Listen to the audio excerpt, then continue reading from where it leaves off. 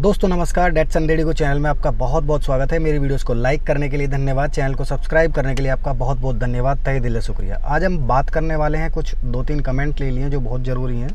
ठीक है, तो सबसे पहला कमेंट है NRZ कार इन्फो से। ये कह रहे हैं सर मेरी डेट्सन रेडिगो 800 सीसी में वाटर पंप लगवाना है। ठीक है, एंड कह रहे हैं कि सर मार्केट से कराएं या डीलर से। तो सर देखिए, दोनों चीज़ मैं आपको बताऊंगा फ़ायदा कहाँ पे ज़्यादा हो सकता है। ठीक है, तो अगर आप मार्केट से वाटर पंप लगवाते हैं तो मार्केट में आपको वाटर पंप मिल जाएगा, थोड़ा बहुत क्या होगा, आपको 100-200-500 रुपये का फ़ायदा हो सकता है। ठीक है, एंड दूसरी बात, अगर बस सिर्फ और सिर्फ फ़ायदा ही होगा, कम प्राइस में आपका काम हो जाएगा, बट वो गारंटी नहीं लेगा पार्ट की कि वो कब ख़राब हो जाए, कैसे ख़राब हो जाए। अगर हो भी सकता है 2 महीने, 1 महीने, 4 महीने ऐसे करके वारंटी दे सकता है। और तीसरी बात, जेन्युइन है या नहीं है उस चीज़ की भी गारंटी नहीं है मार्केट में। अब बात करते हैं डीलर पे।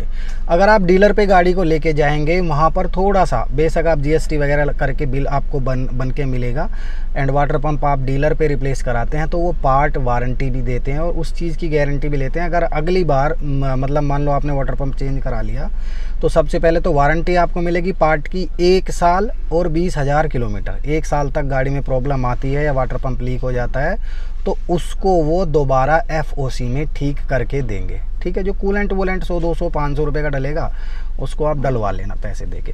तो मेरे हिसाब से आप डीलर पे जाओ तो वो बेस्ट रहेगा सर। इसके बाद अगला कमेंट है, सिद्धांता जैना जी कह रहे हैं सर मेरी रेडिगो कार AC लगाने पर, मतलब AC ऑन करने पर पिकअप नहीं ले रही है और थोड़ी देर बाद जब AC ऑन कर देते हैं तो थोड़ी देर बाद जाके गाड़ी बहुत ज़ोर से वाइब्रेशन करने लगती है, धड़धड़ाने लगती है। तो यहाँ पर छोटी सी चीज़ मैं आपको बताना चाह रहा हूँ सर, डायग्नोसिस की ज़रूरत है। सबसे पहले आपको क्या करना है, मैंने आपके पास कमेंट भी किया था सर, तो मैंने आपसे पूछा था नॉन AC पे कैसी है। नॉन AC पे आपने बताया बिल्कुल ओके है गाड़ी।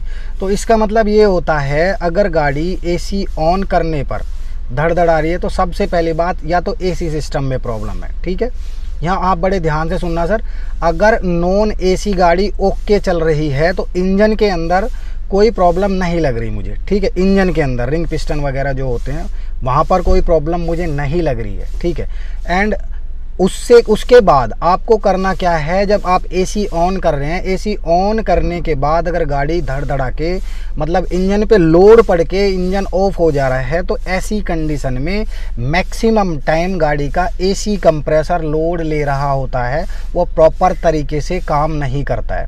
ठीक है, जिसकी वजह से, क्योंकि उस पर ऑल्टरनेटर की बेल्ट, वाटर पंप की बेल्ट, उसके साथ वाटर पंप के साथ ये सारी बेल्टें उसके साथ लगी रहती हैं। ठीक है, कंप्रेसर के साथ। तो होता क्या है, अगर कंप्रेसर अपने सही तरीके से नहीं घूमेगा तो और जो कंपोनेंट पार्ट है जिनके ऊपर बेल्ट घूम रही है वो उसको सही से घूमने नहीं देगा और इंजन पे लोड पड़ेगा। ठीक है, और वो जो बेल्ट है वो क्रैंक शाफ्ट की जो पुली है उस पर भी जाके लगती है और एक बेल्ट और लगती है जो पीछे ऑल्टरनेटर पे भी जाके लगती है। ठीक है, तो होता ये है कि ओवरऑल वो एक कंप्रेसर की वजह से सारे जो कंपोनेंट जिस पे बेल्ट लग रही है वो उनको रोटेट होने में प्रॉब्लम क्रिएट करता है, अगर कंप्रेसर सही से काम नहीं कर रहा है गाड़ी का। इसके बाद आप कंप्रेसर चेक कराना, अगर वो ओके है, बिल्कुल ओके कंडीशन है, तो अब यहाँ बात आ जाती है गाड़ी के हेड पर। होता क्या है, अगर गाड़ी का AC ऑन करने पर इंजन धड़धड़ा के बंद हो जा रहा है तो आपको अपनी गाड़ी का वाल्व क्लियरेंस चेक कराना है। अगर वाल्व क्लियरेंस कम आता है तो आपकी गाड़ी का हेड खुलेगा, हेड खुलने के बाद वाल्व चेंज होंगे और गाड़ी ओके हो जाएगी। ठीक है सर, तो ये 2 चीज़ें आप चेक करा लेना। पहले कंप्रेसर चेक कराना, अगर कंप्रेसर ओके है तो ठीक है, अगर वो ओके नहीं है तो उसको रिप्लेस कराओ। रिप्लेस कराने के बाद गाड़ी ओके हो जाएगी। अगर कंप्रेसर भी ओके है तो फिर वाल्व क्लियरेंस चेक कराना, उसके बाद आपकी गाड़ी का काम ओके हो जाएगा। एंड इसके बाद है सबसे खतरनाक कमेंट, मधु बोपन्ना जी कह रहे हैं सर क्विड 2016 का फ्रंट विंडशील्ड ग्लास डेट्सन रेडिगो 2016 में लग सकता है क्या?